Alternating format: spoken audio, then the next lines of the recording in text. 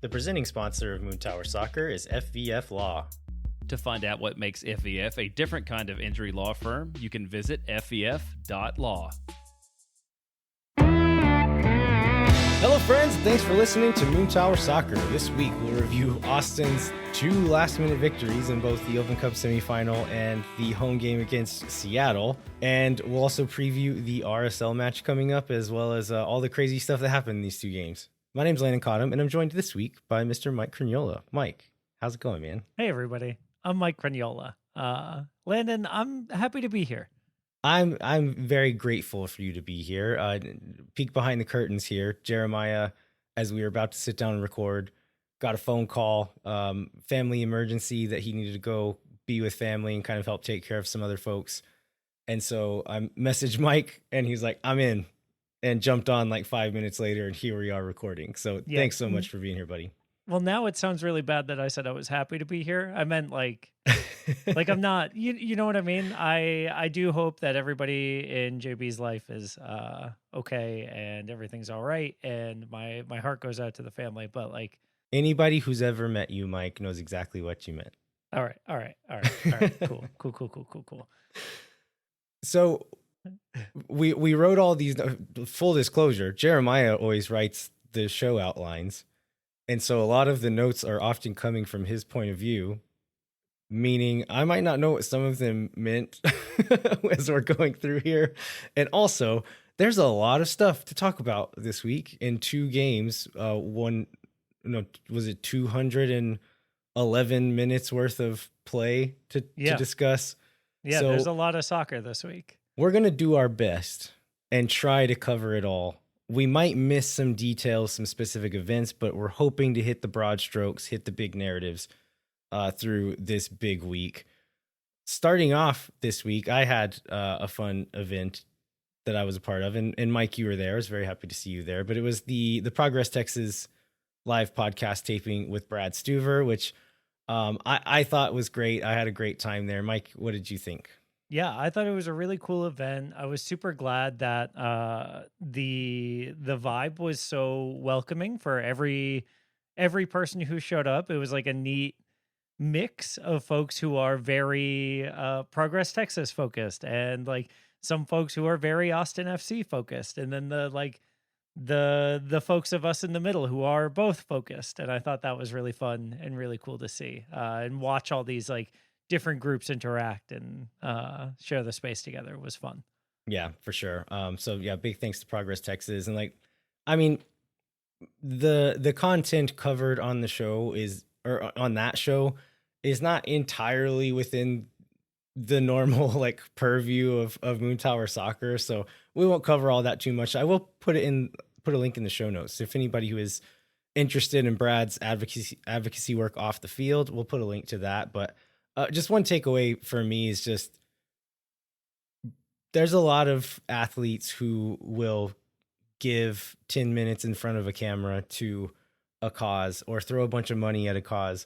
The Stuvers they're about it. They're doing the work. Like one point I made in the show is that Brad Stuver's not an NFL quarterback who just has millions and millions of dollars sitting in his closet that he can just throw at causes. Like if they're going to get involved, they have to properly get involved, and that's what they do. And it's really, really impressive. Yeah, I will say for folks who like to listen to both Moon Tower and Swoon Tower, it's a lot closer to a Swoon Tower style insight, but like into that personal life, that personal advocacy side of Brad Stuver. And so I learned a couple of cool things about him. I really appreciate the way that he speaks about how he views his role in the spaces that he chooses to get involved in. And I think it's something that all of us can take to heart. Anyone who is influential with their friends or has a desire to help out can learn a couple of things from that Brad Stuver interview for sure. One Swoon Tower related note that I came away with was that he unknowingly confirmed a theory I put out on last week's show. The show had not come out yet. We had recorded it. I had not edited it or published it yet, but I put out a theory that in the Dallas game, that Brad faked being mad about a foul and like went after Uragide and got a yellow card for it in the Dallas game. As a And I was way to like, get people spiced up. yeah, and I was like, I don't know if he even meant it. Maybe he was like trying to get people like rowdy, and he said that almost unprovoked in this interview that he like pretty much pretended to be mad just as a way to kind of get his guys amped. It was like, whoa, one of the few called shots I will ever have on this show. Yeah, you better do your victory lap on it. He was also saying after that, like, he had to go after Uragide because he couldn't have kept a straight face if he had gone after Seb Ibiaga, who's one of like his like, best friends. He was telling a story about how he had tried one time to like get in Seb's face about something, and Seb just like gave him a look like, nah, dog, this ain't it. And he couldn't like keep it together. So I'm glad for Brad's sake that Dallas has a new center back there who is equally willing to get spicy. Yeah. All right, let's get into the story of the week. Mike, where should we start here? Should we start at the end? Should we start with the man who closes games? Like this is almost baseball level. Bring in the closer, shut it down. That's CJ right. Fodrey. That's CJ Fodrey's music we're hearing. Calvin J. Coming in. Man, what a week for that kid, huh?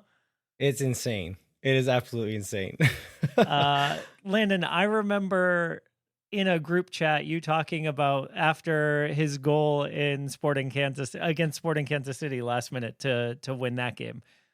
You being concerned that people were going to start asking for him to start. And then you said it on Moon Tower slightly after that. And then he went and scored the game winner in Minnesota and the game winner in Austin. And so or was involved in the game winner in Austin. What more does this kid need to do to get the Landon Cottam seal of approval here? Yeah, I mean, I said he needs to continue to be impactful as a substitute. And I mean, what else can you ask for is two more game winners. I'm still not entirely convinced that he is the best fit for a full match. He's proving to be a great weapon for these late game scenarios, but I think there's more to it. Like you have to take into account what the game looks like at that point, what managing a game looks like at that point, what skill sets you need in the other 80 minutes of a game. Regardless, he is absolutely forcing the question. Like Nico Estevez can't just ignore it and say like, oh, no, you're not a starter. Like you have to consider it at some point, and maybe like we'll talk about this RSL match. Maybe that's a good opportunity for it. But they were playing on the board before the Seattle game that he had 3 career goal contributions for the first team in all competitions, all of them match winners, and then he made it 4 in this game with another assist, which is just an insane, like the match winners per 90 has to be historic at this point. Yeah. It's been a really fun run, and Nico was even asked about it in the post game after the most recent one, and he said that CJ, he understands what the role is right now, and he's really doing a good job with that role. And so there's always an opportunity for that role to change, but I mean, I don't know, Landon. I think the way I see it is we've never had someone that can come off the bench, and I feel like, oh, they're going to be impactful in the game. Yeah. And I feel like we might have that now in Calvin J. Fodrey. I think my favorite thing about it all is that we know he is a great athlete, just size, strength, speed, aerial ability. But he showed a bit more than that in these games, which I think that those are the parts of the game where I think he needs to grow. And from it's still short stints, but in what I saw, it seems like he's learning, growing. He's adding new clubs to his bag. We'll get into those as we go through these match events, but it's a good sign. Yeah. The comments from Mirtu, I think, too, show that like CJ is willing to go to anyone to help him like grow his game. He seems like he's working really, really hard. And it's just, I don't think we could start this show talking about anyone but CJ from a like on field perspective. It's got to be either him or Brad, right? Absolutely, yeah. But we're tired of talking about Brad. Honestly, and we talked about him in the promo, like in the opening. Like he doesn't get first billing every time. Guy Let's wears talk. number one, and all of a sudden it goes to his head. Let's talk about the formations we saw in both of these games. This was like a 3 center back. You can call it 5 at the back, 3 at the back, whatever you want to do. But it was similar, the same basic formation, similar shapes throughout the game in both of these games. Do we feel like, I mean, I know like Kevin Morris has been wanting to see this back 5 since like a year and a half ago, right? And we're seeing it now. Austin gets through these 2 big wins. Should this be like the way forward, or do we think this is just like a horses for courses kind of thing that will be used against certain opponents? Yeah, I mean, if we take Nico at his word, these are horses for courses situations where he saw the way Seattle attacks, he sees the way Minnesota likes to play, and wanted to make sure that he had personnel in the back to match up appropriately with that. But like, I mean, when you look at our personnel, it does seem like the best way to get the most the most quality out of our lineup is through a system like this, if not exactly this. We don't really have a full complement of attacking wings, We've got Not a ones couple of that guys. are in good form or good standing anyway. Yeah, that's fair. And we've got a full couple of fullbacks that really like to get forward, and so it seems. And then we actually have more than 3 center backs now too. Yeah, which we didn't for a long time. yeah. I don't know that we're going to exclusively see that going forward, but for example, against RSL coming up, like this might be a good opportunity to switch back to something else. But in games where you're the underdog, where being just a little bit more stingy is maybe your best way forward, namely the playoffs, when we get into the playoffs, like that might be the way to do it in those games for sure. Yeah. Very much could be. It's nice to know that we can go to it as well, Yeah. Like seeing a couple different looks is always beneficial. And so long in the Austin experience, it's been, we have one look and that one if it doesn't work, that's it. And so having a couple of different options to mix things up and to play against opponent strengths is really helpful.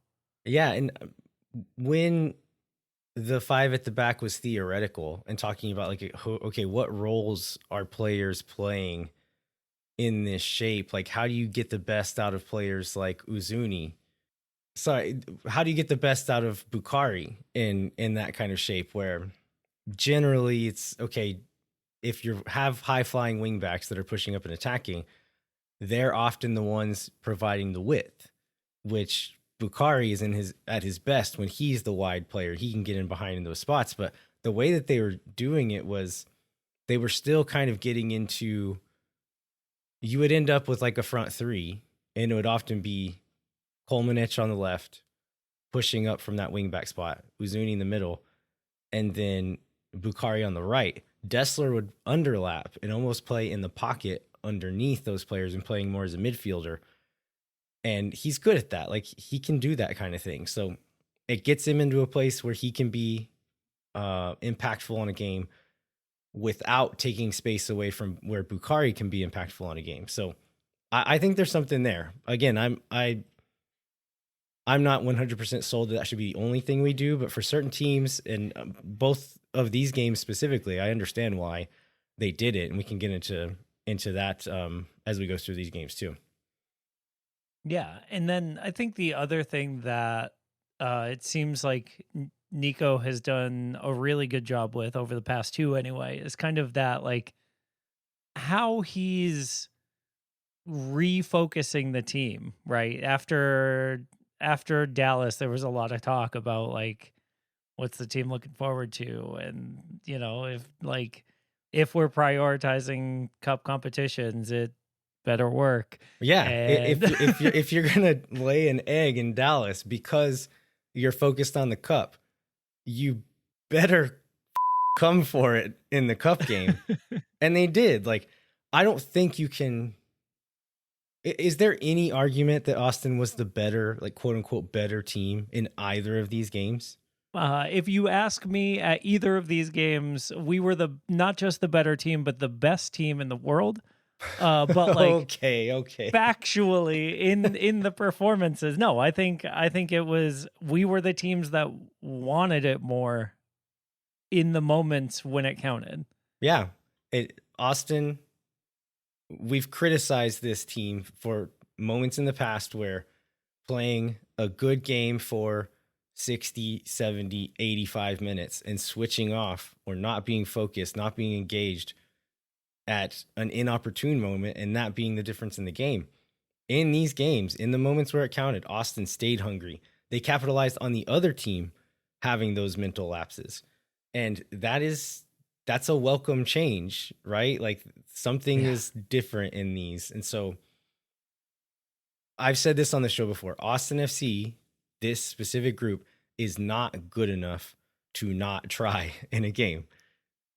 But if we play with this kind of fight, this kind of grit, this group will have a chance against anybody in this league. They won't be the favorites. They're not going to run through a lot of these teams, especially when we get into the playoffs, but they will have a chance if they can play with this kind of effort in the games. Yeah. As long as it's not Sun and Bwanga, I think that is true. So we are now going to be playing in a cup final. We'll do more of our preview of that one next week, but I know this was a question I was going to pose to Jeremiah. I think you can do a similar job here just because you're not me. I am chronically in the weeds on things. Yeah. Open it up bigger picture, the importance of playing in a cup final, like the US Open Cup final. I think for the players, this is as important as any playoff game could possibly be. I think, especially for our non-US players, who for some of them playoffs might sound fake. Like, these are the types of competitions that they know about from where they grew up watching and playing the game, and like, this is the stuff that to them means the most. Putting trophies in the cabinet through a tournament that is set up to allow, like, the scale of the US Open Cup, right? We started with over 100 teams in the tournament, and we're down to the last two. And that's so cool and so special and so unique in American sports that, like, for us, it should be a gigantic moment as a club, as a city, as a soccer loving group of people, right? I think the way it's been framed by some folks who don't prioritize the Open Cup as, oh, it's 5 games, is super disingenuous, because like, these are 5 make or break games. If you lose one, you're out. That's it. It's just like a playoff series, but like, it just happens to be spread throughout the rest of the season, which makes it harder because your guys might go down injured in a game that doesn't mean as much as the Open Cup. And so, like, you've got to show a consistent level of quality in these matches across a large portion of the season. And so to get here at the end of September, having beaten some of the best teams in the league to get here, and some of who would be our playoff opponents, is really, really cool to see. Yeah, even if you're a person who doesn't care about the US Open Cup, these games are still very valuable to a team that has only played in one playoff series ever, who has done poorly in cup competitions in past years, to learn how to play in these kinds of games, to manage yourself and your team and the state of the game in these kinds of games is really valuable. And so, if for nothing else, I think all the stuff you just said is great and very, very cool. But for even someone who doesn't, these games are great dress rehearsals for going into other knockout competitions, getting into the playoffs. Maybe not this year, maybe next year, but maybe this year playing deep into the MLS playoffs and getting into these high stakes games where if you win, you get to hold a trophy at the end. That's really important. Yeah. Additionally, if you win the Open Cup, you're in CONCACAF Champions Cup. Very true. Which comes Good with point. a bunch of prize money, and it comes with a bunch more opportunities for even more prize money. And like, you get to really test yourself against some of the best teams in CONCACAF. And for players, that's important. It's like, we might see some of these competitions as like a distraction from the regular season or added workload or whatever. But like, Danny Pereira wants to play against the best teams in CONCACAF. He wants to play against the best possible competition that he can and test himself and show that he's as good as he is to the world. And so if he's playing the best teams from his, like, from Venezuela or from Colombia, and like people are seeing him at that level, like, that's really meaningful for him. And that's Yeah, really meaningful absolutely. for the rest of the team. And so like, this game against Nashville on October 1st, to me, is the biggest game in Austin FC history. I think it's bigger than bold the statement. 2022 conference final against LAFC. I think this is the biggest game in the club's history. All right. Send your emails to Mike Craniel. All right, let's take a quick break. We're going to come back. We're going to get through both of these crazy games. We're going to try to do it within a reasonable amount of time and then also preview the RSL match. Hang tight. We'll be right back. No one is around.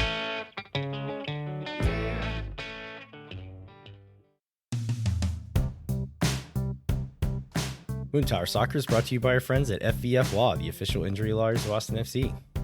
FVF is a different kind of personal injury law firm dedicated to community, transparency, and client education. And they have their own podcast called Summary Judgment. Check it out wherever you get your podcasts. You can go to FVF.law to find out what makes FVF a different kind of injury law firm and why understanding your legal options can dramatically change the outcome of a case. Once again, that's FVF.law.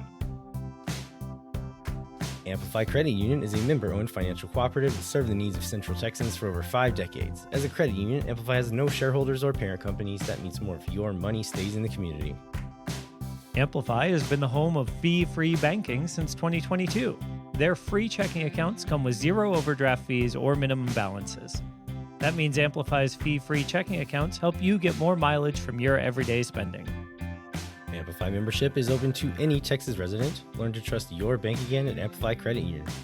To learn more and to register for free parking at the Amplify Esperanza branch on game day, go to www.goamplify.com/moontower-soccer. Moontower Soccer is also brought to you once again by Tony C's Pizza and Beer Garden, serving New York-style pizza and authentic Italian. Now open in Kyle at Kohler's Crossing, in Round Rock in front of Del Diamond, and on Anderson Lane near Shoal Creek Boulevard. The Anderson Lane Beer Garden is just 2 miles from the Q2 Stadium. Stop by for pizza and a pint before all this year's home games. Or bring the whole family for lunch or dinner and catch the game at the same time. Dine in, pick up lunch and dinner. The pizza of the month this month is Mulberry Meatball, which has Chola family meatballs, roasted red pepper, caramelized onion, and fresh mozzarella. They also have 2 for Tuesday, where you can get 2 pizzas for the price of 1 every Tuesday, and Pitcher Perfect Thursday, where you can get half-price pitchers of beer every Thursday. Visit them online at TonyC'sBeerGarden.com.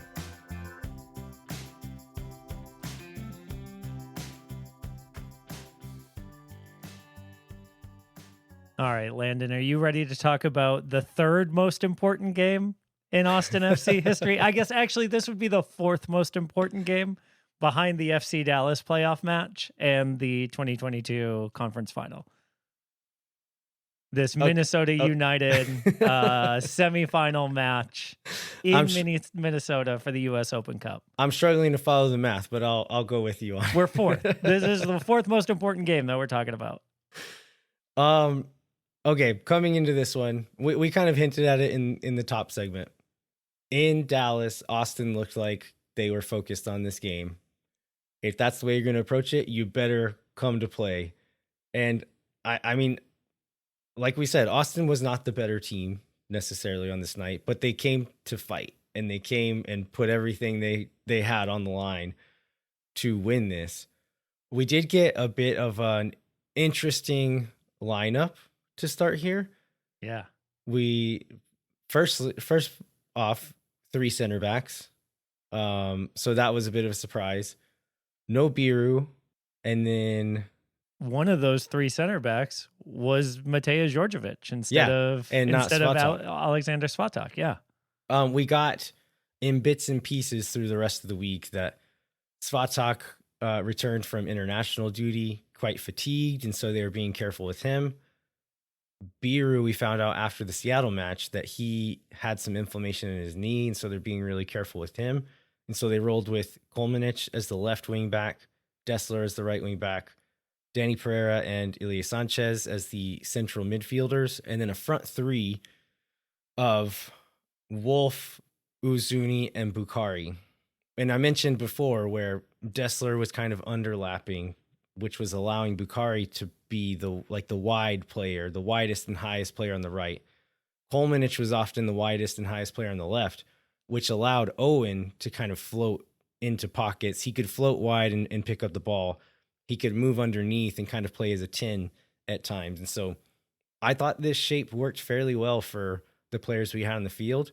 And once Biru comes back in the lineup, which I'm assuming he will at some point, that still suits those players quite well too, because Biru can go wide, he can underlap. Him and Owen are both really instinctive players that can just kind of move off of each other. So I think defensively as well, this was set up for how Minnesota wants to play. They like to give you the ball, let you try to come at them and score, be really stingy defensively, and then hit you on the break. And so this shape kind of allowed Austin to stay in a bit more conservative shape with a deeper rest defense. So you have like 3 guys on the back line all the time, 2 true central midfielders who, even if they push forward, you have those 2 wing backs who are able to kind of slide into the midfield and stop counterattacks and stuff like that. So Austin started off this game, didn't create a ton of chances early, kind of playing bend but don't break defense. Minnesota still created a few chances, and Robin Lodge, especially at the early stages of this game, was a menace. Like he's a player I've always really liked, and man, he was on a tear at the beginning of this game. Yeah. So Steph and I talked a lot about our experience watching this game. For those of you who missed it, Mike and Steph were at the game. They flew to Minneapolis for 16 hours to see this game and then came straight back home. Yeah, to record last week's Swim Tower. And the experience was crazy. We sat behind the visitors' bench. So we had like a little bit elevated view of what Nico can see on the field. And y'all, it is not a lot. Like understanding what is happening from field level is a real skill that I don't think gets talked about enough. And I just wanted to take a moment here to call out that every time he's making a slight adjustment to the way the shape is, I don't know how he can tell that that's what the adjustment needs to be. Well, there's a reason they have that iPad over on the side. Like they have a video person up in the booth who is cutting stuff and sending it down to them. Otherwise, I think it would be almost impossible. Because the pace of the game just feels so much faster at that level, and the team shapes and the who's doing what was just a really. It's impressive that anything gets done from the sideline. And so, even when we see kind of some of the like early changes in the way that they handled the game, and like we saw a couple of shifts from like pulling people closer and like narrowing the field a little bit, like all of that stuff is so hard to tell. And like on a rewatch, it's a lot easier to see when those changes happen, but like in the stadium, forget it. Like it was impossible. Yeah. Minnesota's so good at playing like directly and vertically, but not in a hopeful way, in a very kind of clinical way. So Lud's getting chances. Yeboah gets a few chances in behind and scares us a couple of times. He ends up going down injured in the 29th minute. They just shift their right wing back, Bongi Hlongwane. He goes up there. He ends up being a menace later in the game too. And this is after they sold one of their other best players Tony at striker. Olashey. So they're just stacked with just these terrifying men to put up top to so fast to run at your so, back line. Like we're so fortunate, I think, that and this is quoting a Minnesota fan, so don't come at me. But they were saying how upset they are, and it sounds like how lucky we are that Bongi doesn't have a final shot because he's got everything else. So yeah. So not a ton of chances for Austin, a few, but they get one that matters right at the very end of the first half, 45 minutes plus 4 added time. There's a ball kind of header pinballing around our defensive half for a bit. It gets headed back upfield. Owen brings it down. And I wanted to ask, if you think this touch was intentional, the way that he plays it? Because he's facing, we'll call it left. Like if you're going towards the goal we're trying to score in, he's facing to the left. He brings this ball down with his right foot, but touches it back across his body to set him up for this pass with his right foot. I don't know if he meant to do it, but if it was an accident, he still reacted so quickly that it was still impressive. Yeah, I think it's one of those things where like I think it was, because like we've seen him do similar insane touches where he'll chop it back out of the air against a defender because he knows he stops faster than like anyone in the league to like change direction. And so like I think he's just getting really good at that type of touch where like, oh, I'm going to bring this ball across someone's body, whether it's mine or someone else's, to be able to open up for the next move. Yeah. In any case, Minnesota's backline is high. This is almost like a counter pressing situation where they had the ball, lost it, kind of swarmed us, and were trying to win it high again. So everyone was pushed up quite high. Owen notices that.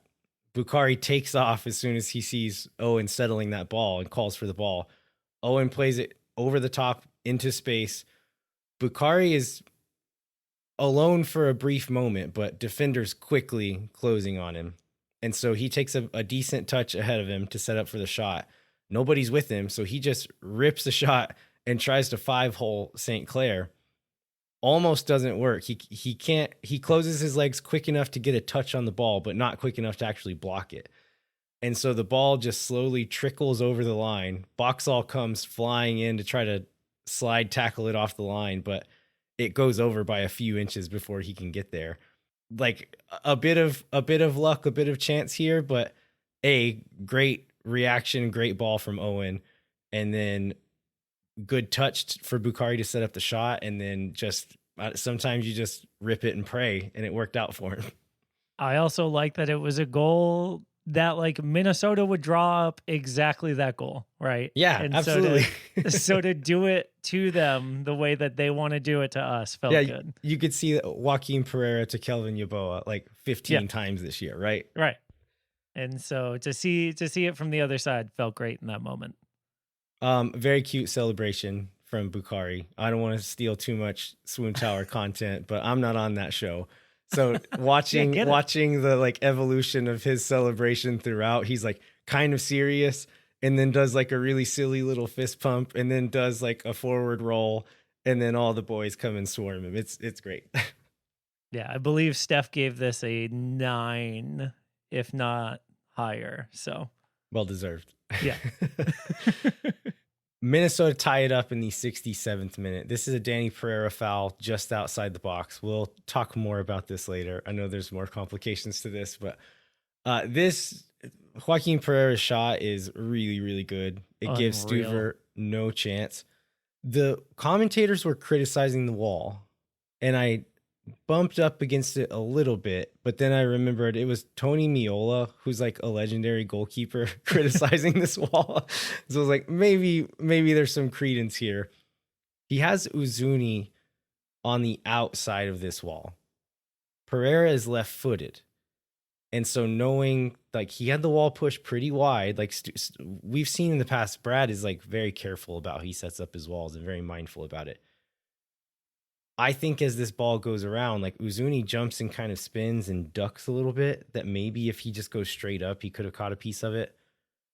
But maybe also because Pereira's left-footed, you kind of flip your wall around and put Djordjevic or somebody over there for a little bit of extra height on the way. If he's going to shoot around the wall, that's the way he has to do it with his left foot.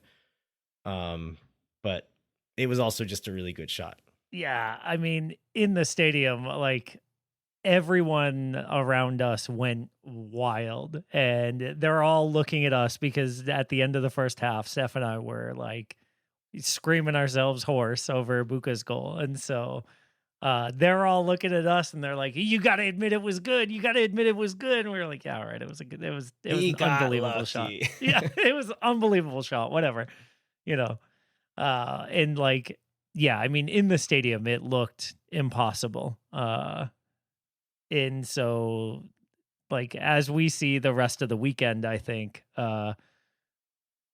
if Brad doesn't get to this, I think it tells you how good a shot it was, right? Yeah. I mean, no, like kid's on a heater right now. I think the only criticism you could say is maybe the setup of the wall or maybe who should have been there, whatever. But once the shot's in the air, like there's nothing Brad can do about it at that point. Right. We get to almost to the end of regulation.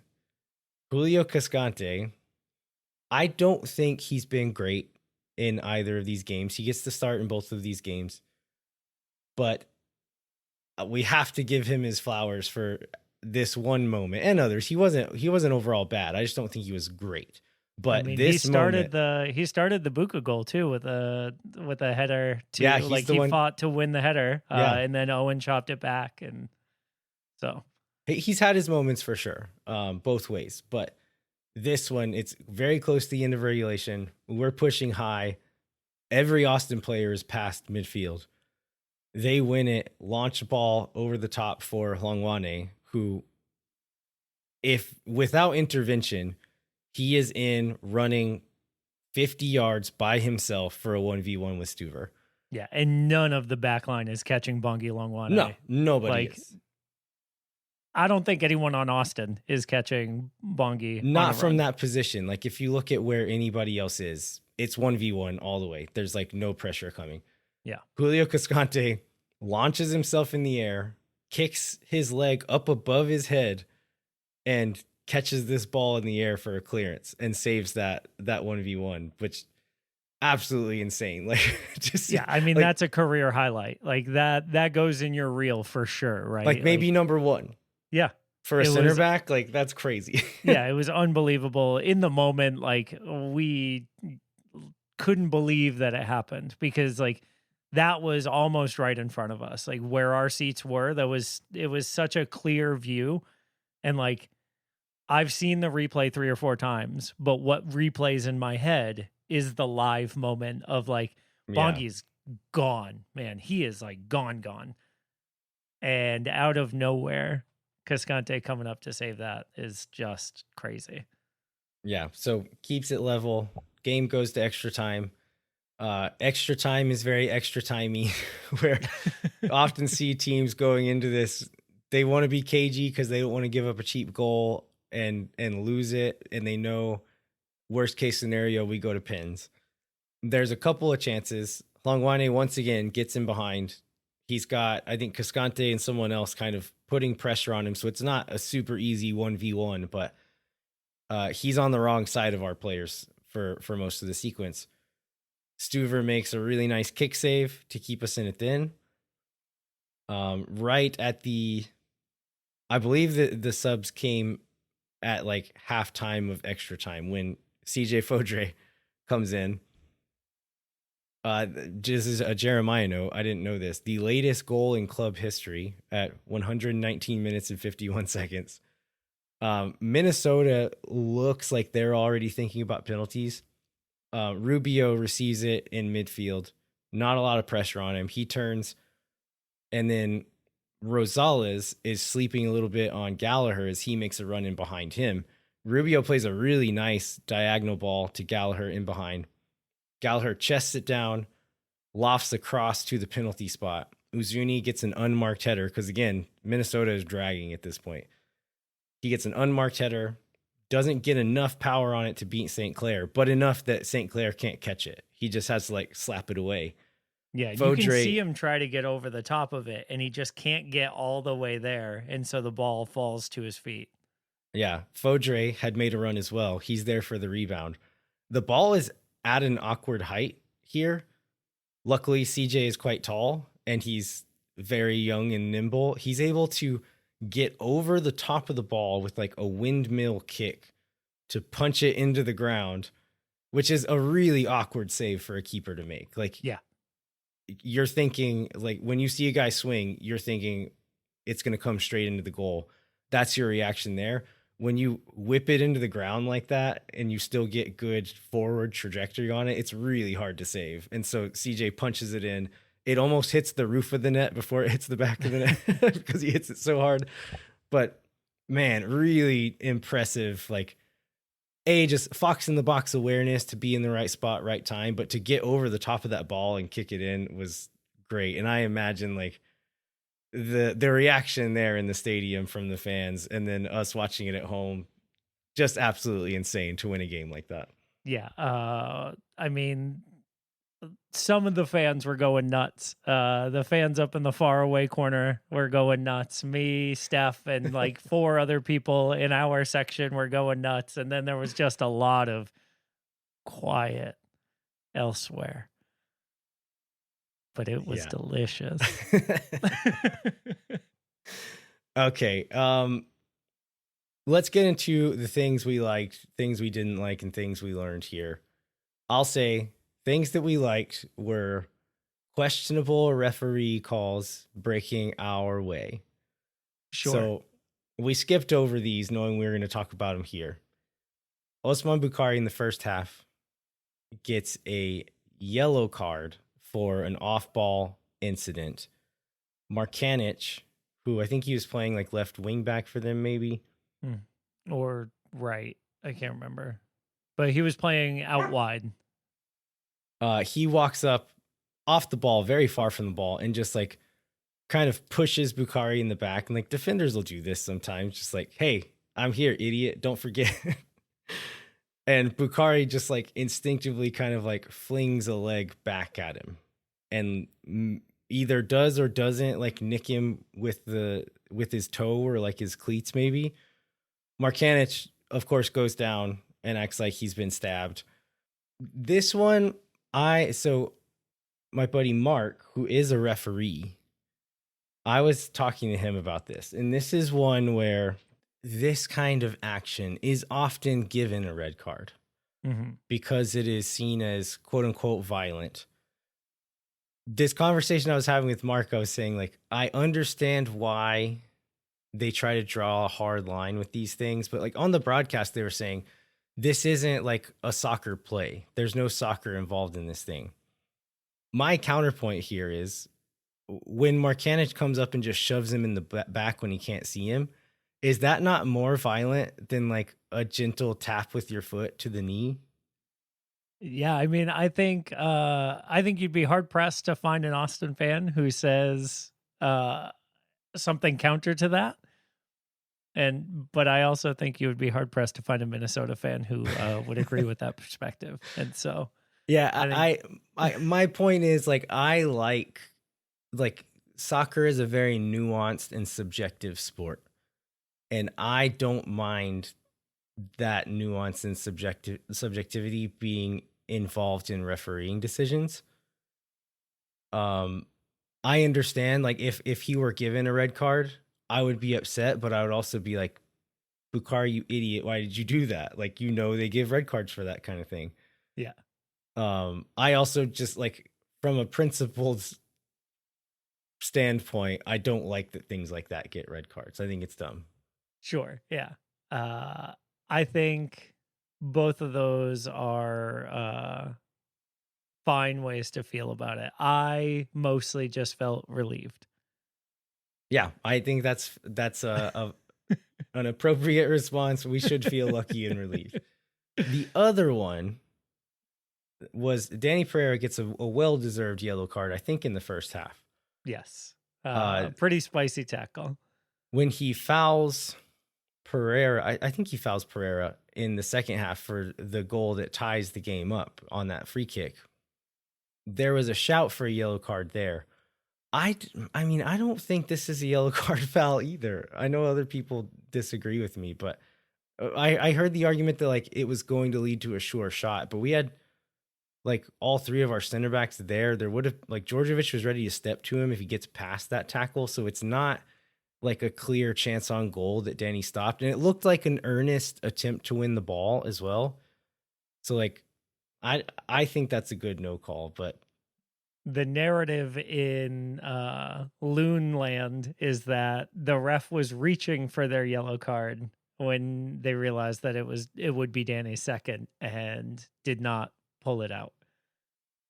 Maybe that's true, which no. Yeah. I'm not entirely opposed to that either, honestly. Like, again, subjectivity has a place in the game. I thought overall, like, again, Minnesota fans will hard disagree. I thought in a knockout game, this ref did a good job of kind of managing calls, giving out yellows when they are obvious yellows, but not doing it when he didn't have to, not giving out the Bukhari red when he didn't have to. Like, I understand why Minnesota fans will be upset about that. I like when games are called that way. Yeah, I think the only thing I would have liked to see is a yellow card at some point for any of the 100,000 fouls on Owen Wolf. That kid got beat up in that game. Yeah, that's the other side of that coin, though, right? Like, a lot of the ones that our players got were very obvious and very well deserved. And when you're not going to give a second yellow to Danny, when you're not going to give a red to Buka, you can hardly justify giving like, I mean, it could have been one of those ones where offenses. the ref counts on their fingers, because like they could have counted to like 15 or 20. It came to be a point where, like, persistent infringement, someone should have gotten one, right? But I'll take the trade-off. I'll take the dub. Yeah. That will be the thing that I didn't like, is how much they abused poor sweet baby Owen Wolf. He's just a little boy. He is just a little boy. What about you? What else did we not like? I mean, I'm going to say this in both of these games, that I wish we had been able to keep the ball and score better. But we did enough, and sometimes that's okay. Yeah. I think that's fair. I think the one thing for both of these games that I think is true is I don't want to have to remember that our goalkeeper is our best player. Like, I'm glad that he is, but, like, I would like to forget that some games. I would like to not have to have that rubbed in my face constantly, that if it weren't for Brad Stuver, maybe neither of these games plays out the way that it did. Yeah. That definitely applies to both games. I have some other notes, actually, that apply to both games. I'll save those for after the Seattle match. But maybe for now, let's take a quick break. We're going to come back. We will talk about the win over the Seattle Sounders at home, and we'll preview this weekend's match against RSL. Hang tight. We'll be right back. Moon Tower Soccer is brought to you by Sage Wilson Realty.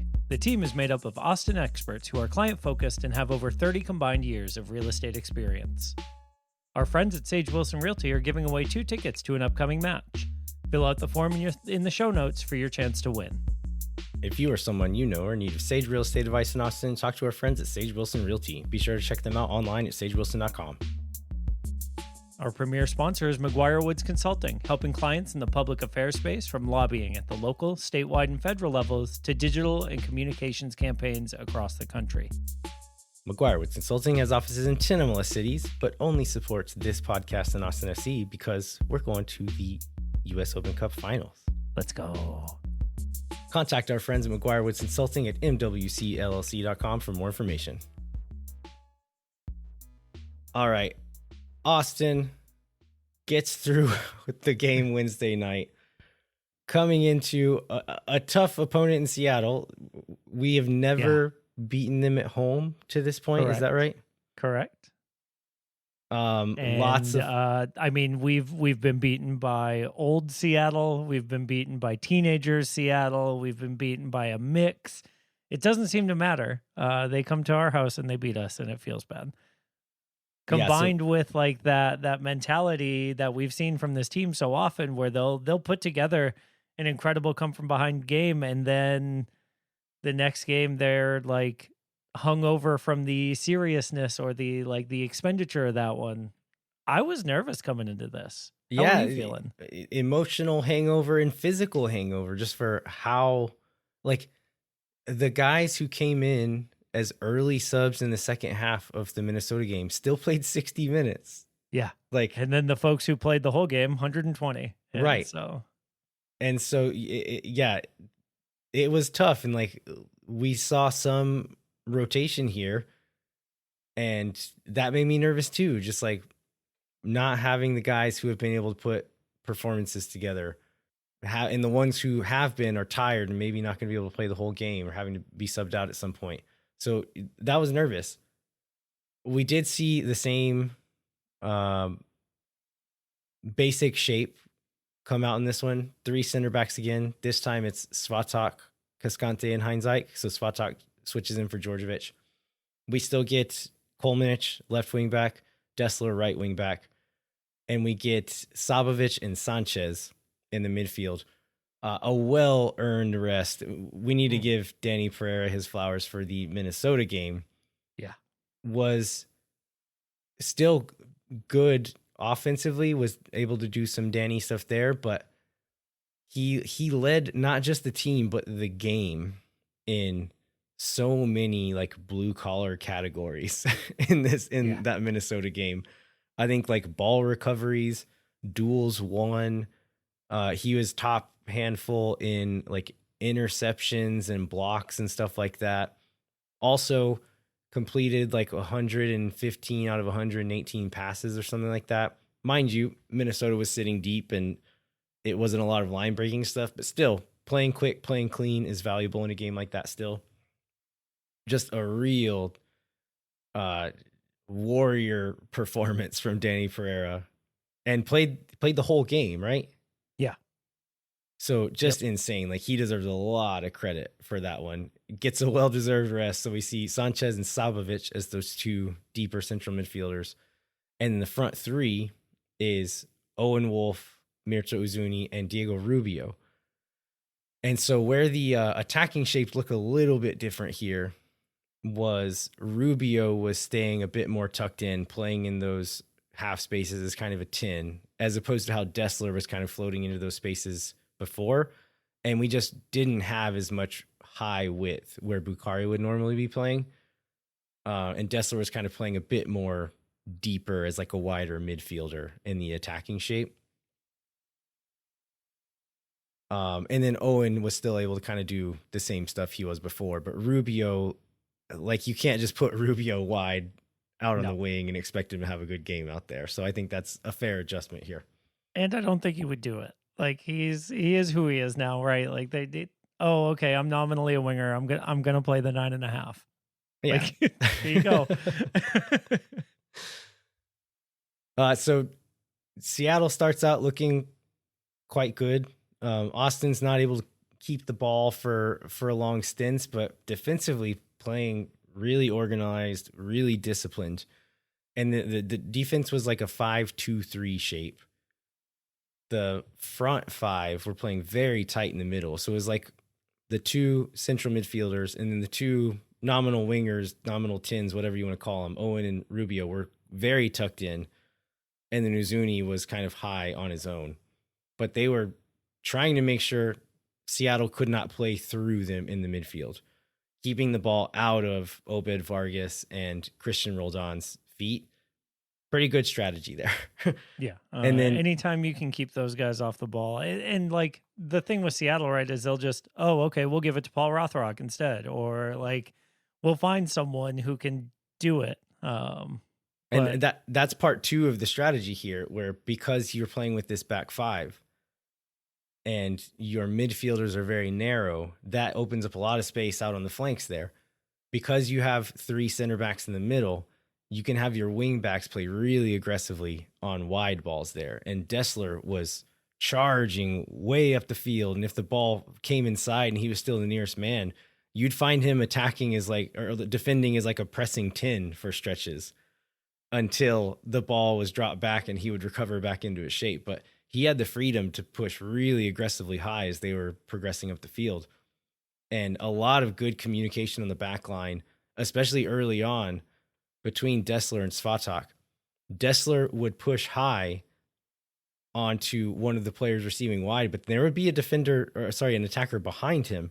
Svatak would instantly push out wide to that player to make sure if they were able to get past Dessler there, that there was a man there too. So that rotation, they were doing a really good job, a lot of really good communicating going on all over the field, but I was especially impressed by the way those two are managing those guys floating around them. Do you think that level of activity for Dessler after playing so much on Wednesday is what contributed to him having to leave the game early? It sure didn't help. Like he seems to be a guy that needs like his workload managed, and it's not always just minutes. It's like, how intensely did you play in those minutes? And he was working in the early minutes of this Seattle game for sure. First big save from Brad Stuver comes in the 37th minute. There's a short corner routine, ends up with a Christian Roldan header. Stuver gets a hand to it and it still hits the post. So like this ball was a full yard inside the post. It was absolutely going in. Stuver dives, quick instinct save, pushes it on the post, and Heinzike is able to clear it out. But first of a few great saves. We'll get into the others later. And then Austin's able to go ahead with the Diego Rubio goal in the 42nd minute. Rubio worked really hard in this game. I want to say like 3 or 4 slide tackles, like back pressing just in the first half. Yeah, he looked like he was turning back the clock a little bit.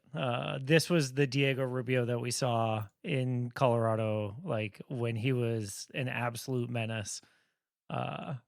Watching his pressing activity was like so incredibly, like there was so much effort to it. And it leads to this goal, right? So yeah. Jackson Reagan, they're kind of playing around the back. Jackson Reagan is their middle center back in a back three. He's a little bit casual, a little bit indecisive with the ball, takes a touch before he's winding up to kick it. And Rubio, in between those touches, he just darts off towards Reagan. Reagan still goes for the long pass, but Rubio's able to jump up, block it. The ball deflects back behind Reagan, and Rubio is off.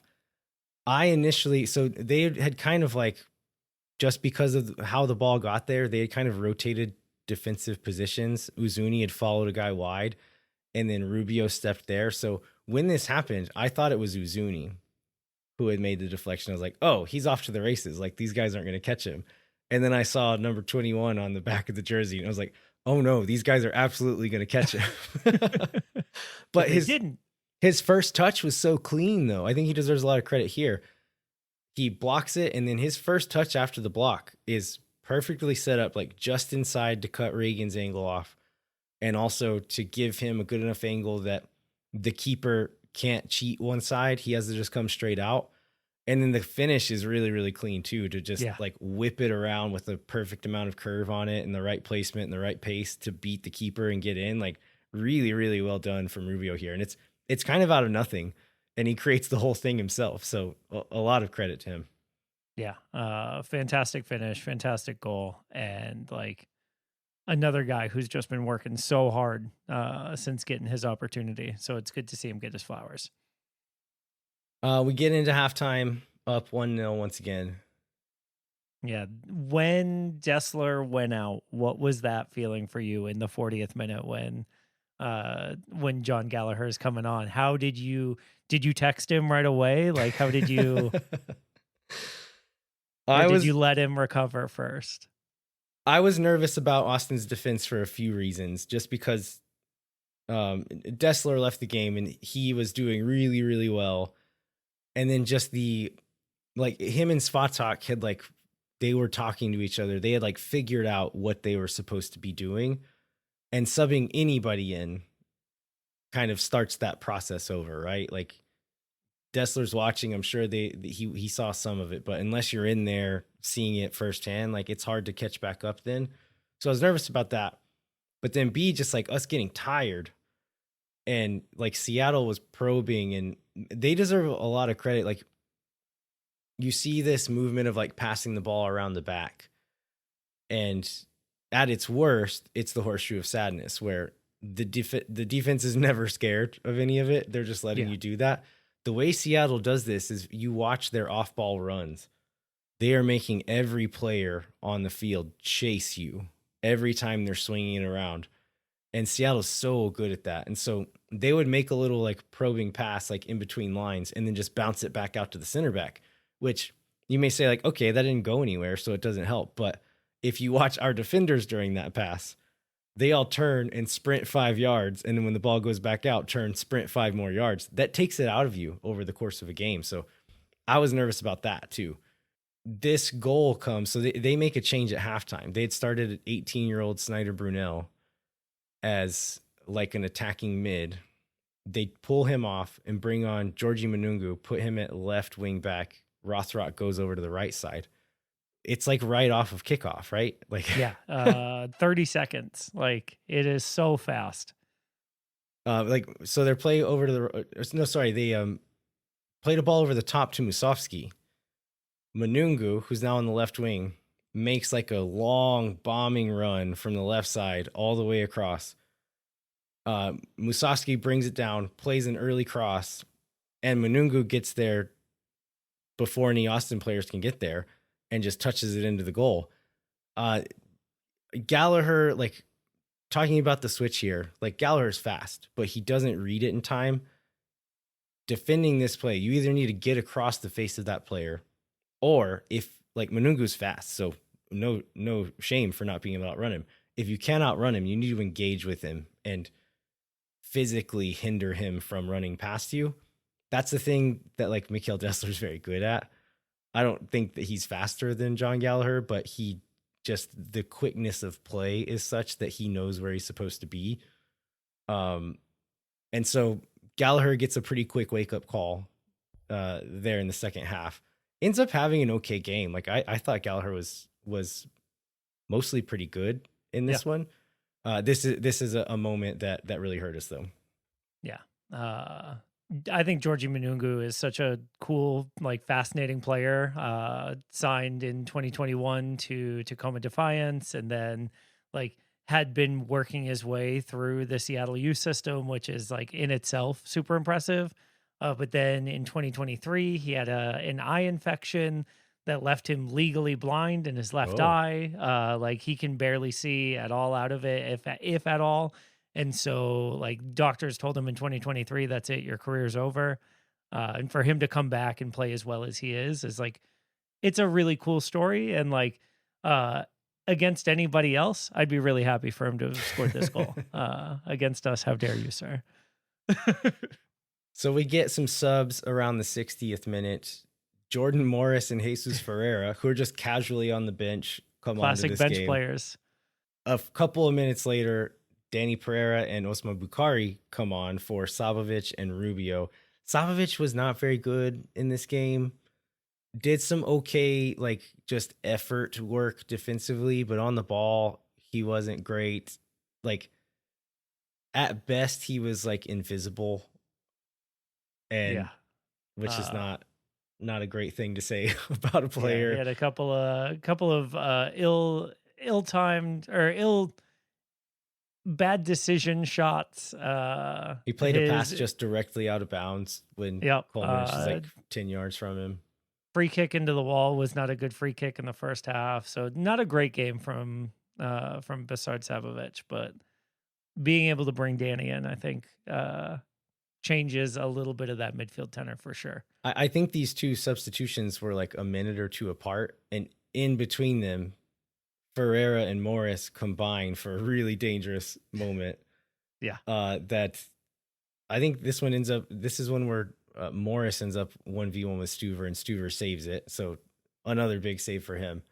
Yeah, But they cook the midfield and then cook Heinz Ike on this play, and like not great. Not a great look. Subs came on right in time to shore some of that up. Yeah, so Pereira and Bukhari come on and they help put together. It was like, I think it was like over 5 minutes of possession where we just kept the ball in the attacking half. And you might say, like, okay, well, it didn't lead to a goal, so what's the point? But in a game where you're just defending for dear life, like just holding on to the ball is really useful for rest purposes. And so I wish we could have used all that possession to score a goal. That would have been ideal, sure. But in a game where you're surviving, like this is a way to do it sometimes, just to keep the ball, calm things down. And any minute that you have the ball is a minute that Seattle's not ramming that same ball down your throat on the other end. So yeah, they were able to help with that. More subs in the 78th minute. Dubersarski for Ilie, and then Owen comes off again. Like he was directly involved in that one Bukhari goal.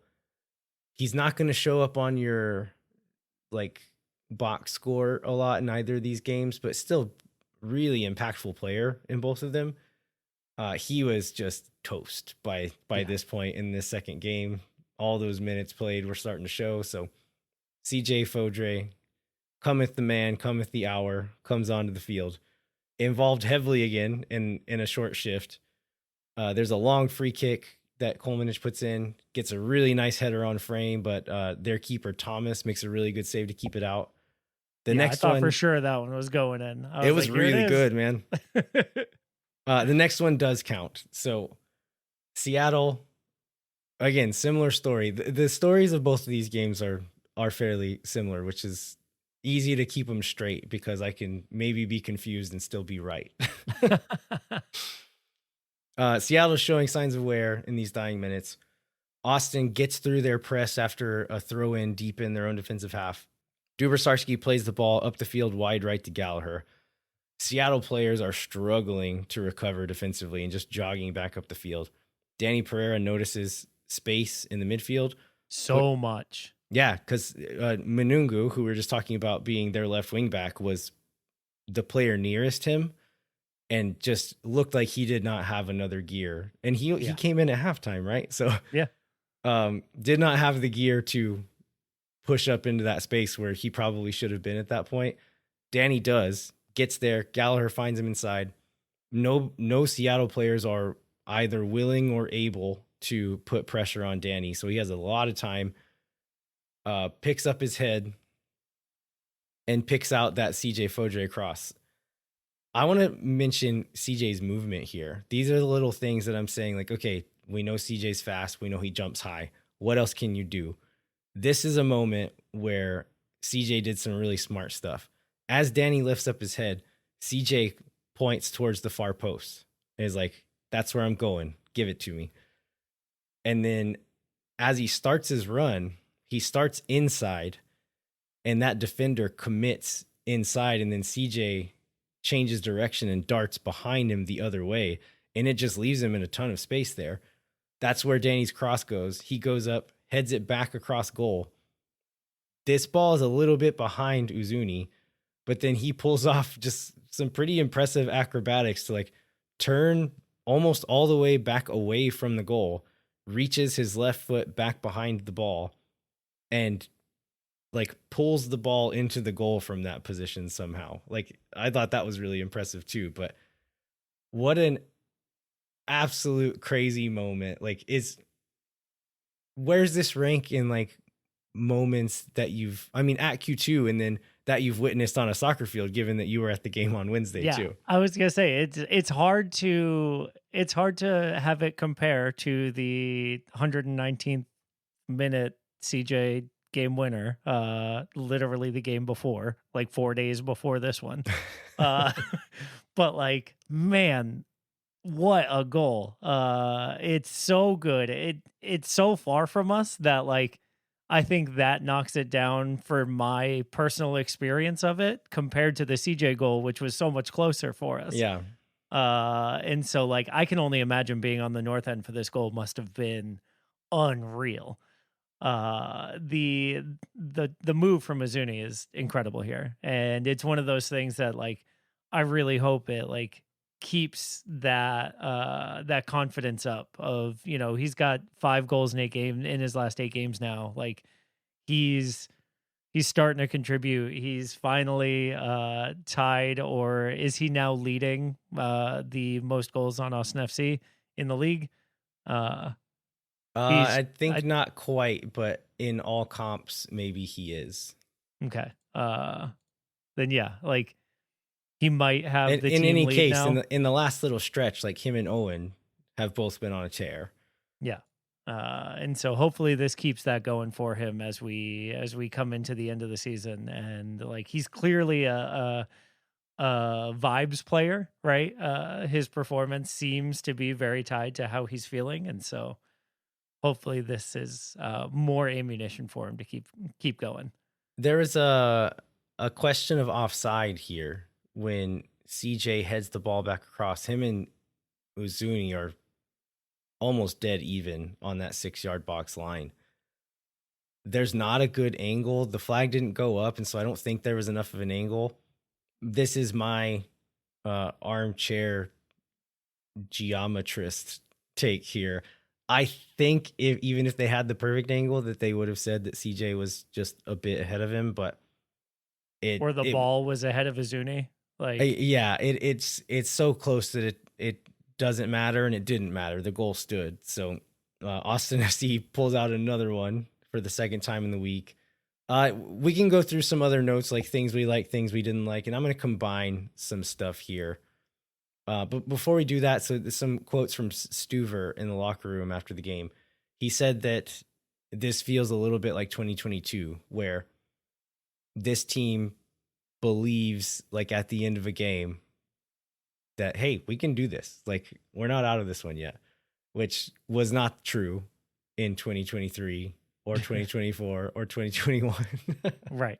Or half of 2025.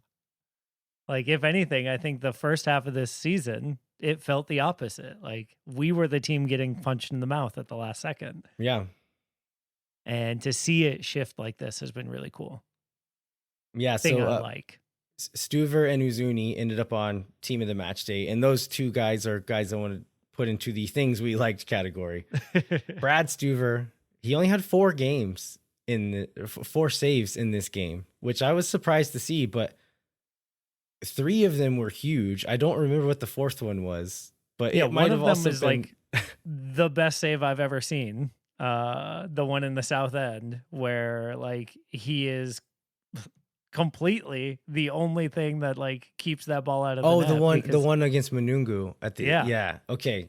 Gallagher doesn't see Manungu sneaking on him. Jordan Morris gets to the end line, and so Brad crosses is on it back all the way across the box. Brad's like touching his post because of where Morris has the ball. He slips it back to the backside, shuffles 2 steps, and then lays out like full extension back across his goal, and is able to punch Manungu's shot out. Like, Manungu's placement could have been better there, and Stuver wouldn't have gotten there, but the fact that he was anywhere close, much less that he saved it, was just insane. Yeah, that shot, I believe, had a 0.88 X goal on target. So like, 0.98 X Oh, goal wow. on target. So 98 out of 100 times, that is a goal. And Brad Stuver is those 0.02. That's Like, right. I also wanted to put Uzuni in the things I liked, and this might be Yes. controversial. He missed a pretty big chance early in the Minnesota game. In the Seattle game, there was a breakaway late on where they were 4v2 for a stretch of the sequence and didn't pass it and ended up taking a shot and hitting it over the bar. I still want to put him in the things I like category because he works so hard all the time. Played 120 minutes in Minnesota. He said that he ran 9 miles in that game, which is a lot, like yeah. well above average. He also said that was the first time he had ever run 9 miles in a game. Yeah, So- that's crazy. But he's doing a lot of other very useful things, both defensively, offensively, like connecting plays together. He's still a very talented, a very intelligent soccer player that is good to have on the field and keeps pushing, keeps fighting, keeps believing in himself, and comes up big in that very last moment because he keeps pushing and keeps believing in himself. So I still have a lot of belief in this guy. I still think that maybe one day he'll put it together and will just be a monster. But even when he's not a monster, he's still not a bad player to have on the field. Yeah. This is a combo of my things we didn't like and things we liked. Uzuni makes off-ball runs, and I really like that. I don't like that I can pick one player on our team who does that. Yeah. There were many stretches of that Seattle game like where just none of our forward players other than Uzuni were moving. They were just standing and waiting for the pass to come around to their side of the field, or Yeah. they were like just watching and getting ready to pass the ball back. And it like that, there's no way to break down the opponent. And like when you see Seattle and what Seattle does, and then you see what we were doing in comparison with the ball, it was just, Yeah. That's part of that is playing Diego Rubio in the spot where Osman Bukhari once was. sure. But yeah. I think this team is like not great at that in general too. But yeah, they could learn some stuff from Seattle in that department. I want to put Jean Kolmanich in the things I like category too. Wow, Again, okay. I don't think he was great. He had some poor decision making, some poor execution in the final third. But for a guy coming in and starting, and did he play all of both of these games? Yes. Oh no, he came out in the off 83rd. in the Minnesota game in 83, but still 2 really big shifts, and was a useful player. Like there's been times when in years past where I kind of dreaded when Kolmanich was on the field. He has upped his game. They found, I think, a role that suits him as well. The combination of those two things that have made him where, okay, Guilherme Biru, who is one of our better players, can't go. Let's throw Jean on and he'll do a job, if not be pretty good. And I thought he was like decent to good in both of these games on the whole. So I just wanted to give him some kudos for stepping into a spot where maybe he wasn't expected to and contributing. Does that mean we have to give Nico some credit here for putting Jean in a position to use the things that he's really good at? Because, like, we've seen Jean forever. We know his left foot is blessed by God. But it seems like in the past, he hasn't been set up to be like, okay, yeah, no, go do that. Go do the thing that you're really good at. And the rest of the team will work around that in the way that we can. Yeah, I mean, I think so. Some of those years we didn't have center backs, period. So it was hard to play Sure. a back three when you only had one center back. Yeah. That's a different discussion. But I mean, I'll give credit to Nico. I want to give credit to Jean too. It seems like he's worked on a lot of stuff and has improved himself to put himself in a better position. But I think Nico deserves credit for managing these 2 games. Like going into Minnesota when you know you might have to play 120 to like, okay, if this guy can't go 60 or he can't go 90. Maybe we can't start him, or like making the decisions to leave Beer off, to leave Svatak off in that game. It's tough, and it like maybe at certain moments break a different way and he looks stupid, but they didn't. And I think he comes out of this looking pretty clean with the way he managed these 2 games. Yeah. Things we what didn't like. You like? Mikael Dessler got hurt. Yeah. Well, he's not hurt according to Nico. He just has discomfort. Well, whatever it was, he didn't finish the game. That's right. He left the game before the half. Not only didn't finish it, like. And Nico did say it doesn't seem serious, that it was tightness, discomfort. He wasn't limping too bad coming off the field, so hopefully he's ready to go. If not this weekend, by the 7th, or as long as he's ready by the 1st, October 1st. Yeah, that's right. But yeah, hopefully he'll be back soon. Things we learned, and this is a note posted by Jeremiah. He said, Uzuni loves to share Insta reels of his goal, and he doesn't have a life outside of football. Yeah, that I think came from an almost direct quote given to Verde All Day. If you don't subscribe, you should. Fantastic player quote from Mirtu about his life and what it is. So definitely.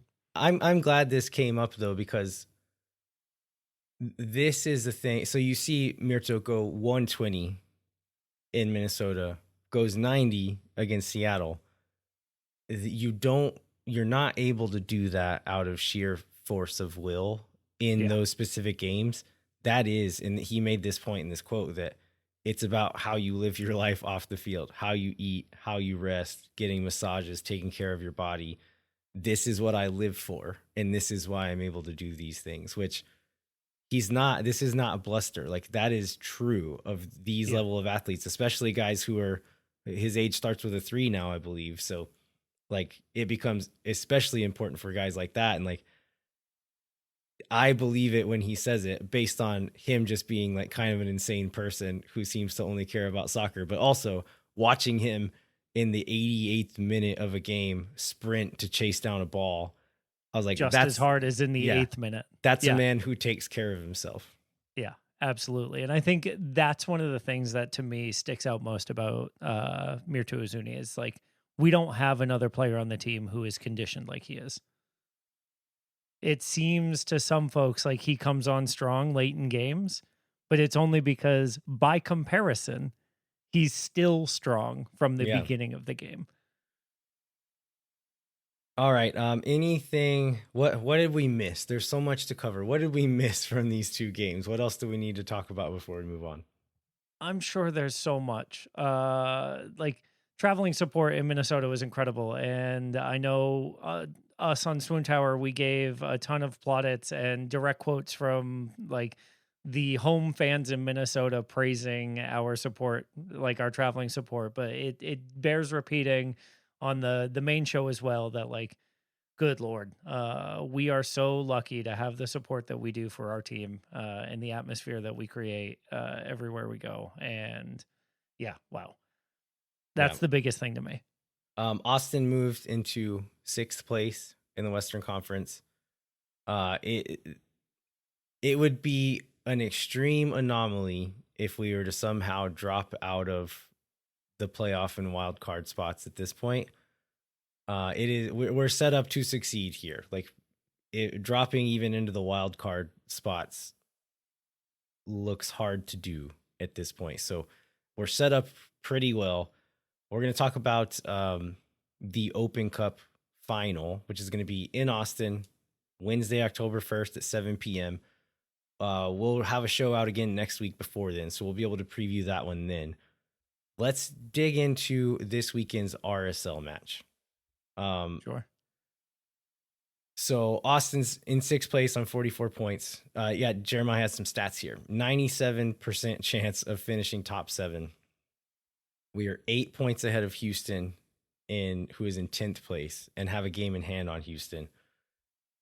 So then we've got St. Louis City and LAFC at home after this one finally closing out the season at San Jose away. So 2 home matches, 2 away matches, and yeah, a 97% chance of finishing top 7. So we have RSL this Saturday. They are 12th in the table. They've lost 4 of their last 5, including this most recent one, which is a 4-1 loss at LAFC, I believe. Yep. They took the lead in this game on like an absolute wonder goal of like an incredible strike, and then just got Son and Buangad real bad. Oh yeah, real bad. So the last time we played, we drew against them at home in Austin. Diego Rubio gets a goal in added time to save it from a loss. This is one of the ones where like we should have won this game, y'all. Yeah. And didn't do it. If we had, maybe we wouldn't have to worry about this one. But yeah. RSL still have something to fight for here. They're only 3 points out of 9th place, so still within touching distance of those wild card spots. But so they're gonna need to win. They need to pick up some points somewhere, and a game at home is as good a chance as any. Diego Luna is still their leading goal scorer with 9 goals. He's got bright pink hair now. Oh, does he? I missed that. Yeah, he's really easy to see on the field. I love it. Steph hates it. She's wrong. RSL they've given up a few more goals than us. They're like not bad as far as goals allowed goes, but they have joined the illustrious club of 4 teams, the only team in the West who has scored fewer goals than Austin FC. That's right. So Luna is their guy. What is his first name? Xavier Gozo has been on a heater the last handful of games, but again, they've not been regularly dangerous with more than Luna, right? Like they've got pieces who on their day can be dangerous, but they just haven't done it consistently. They've got Willie Agata, which I know is a thorn in Austin's side, so it is worth mentioning that he is playing for Real Salt Lake and currently healthy, which is not always the case for him. But so, what do we think Austin's going to look like coming into this one? I know we talked about, okay, you play the back 5 against certain teams.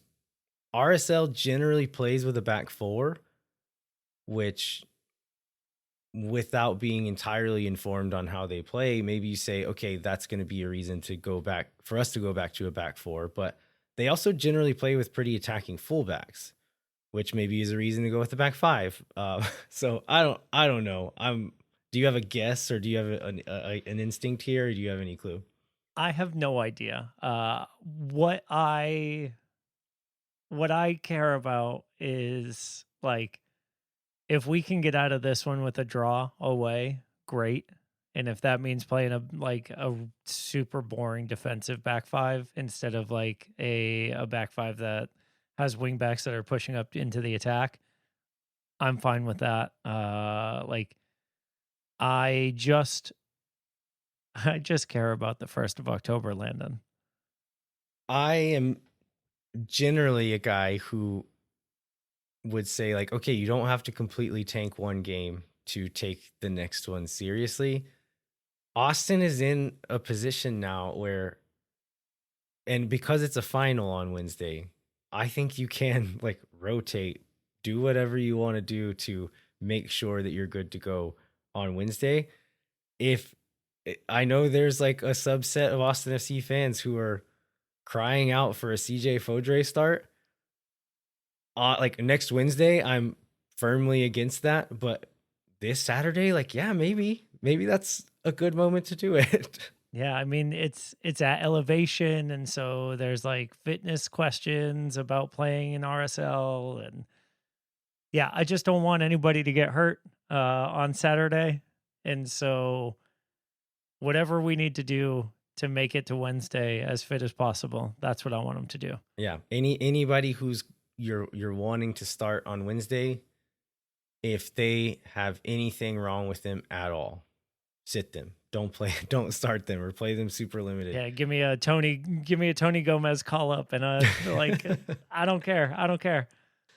That's where I'm at now. But yeah, I mean, that's what winning, like beating Seattle does that for you, right? Like Yeah. if we lose this one, if we lose that game in Kansas City, this is a different thing where you're saying, okay, Wednesday's need this important, one. but we need this one at RSL.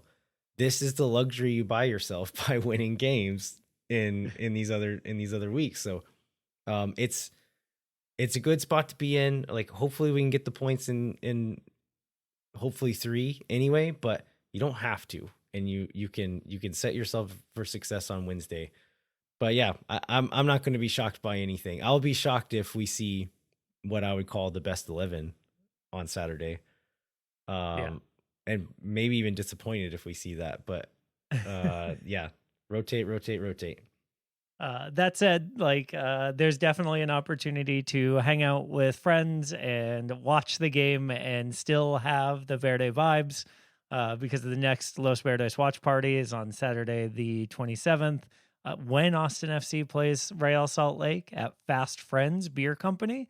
That's 7313 North IH35 Frontage Road on the northbound side in 78744. More information at fastfriendsbeer.com. The watch party start time is 7:00 because the kickoff being in Mountain Time is at 8:30 p.m. Stupid time zones. Got some highlights here for the game or for the watch party. It's an all ages watch party. There's an indoor screen in the downstairs bar. Fast Friends has a kitchen on site. There's free parking. And Los Verdes has partnered with Walgreens to host a flu shot clinic at the watch party. So if you're a member of the community and you need your flu shot, come by. They'll be doing vaccinations from 7 p.m. to 9 p.m., administering flu shots before, after, during, I guess not after, but before and during the watch party.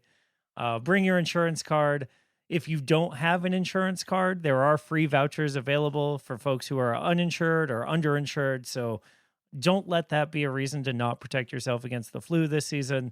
I always get mine at the same time as my COVID vaccine. So I'm covered already for this year, but definitely make it out there to the watch party again at Fast Friends Beer Company. Starts at 7:00. Hang out with fellow Verdes, have a good time, and consider it rotation for yourself too. All right, I think we did it, Mike. Before we wrap up, I'd like to remind listeners to rate, review, and subscribe wherever you get your podcasts. Come find us on the internet. Sign up for the Patreon. Thanks so much for listening. It's been a hell of a week. We have another one coming next weekend. Yeah, looking forward to next weekend. And again, we'll cover that one more on the next show. Yeah, rest, hydrate, get your electrolytes in. You're going to need them. All right, we'll be back next week with all that and any other Austin FC news that comes up. Until then, I'm Landon Cottom. And I'm Mike Cragnola. We'll catch you next time. When no one is around.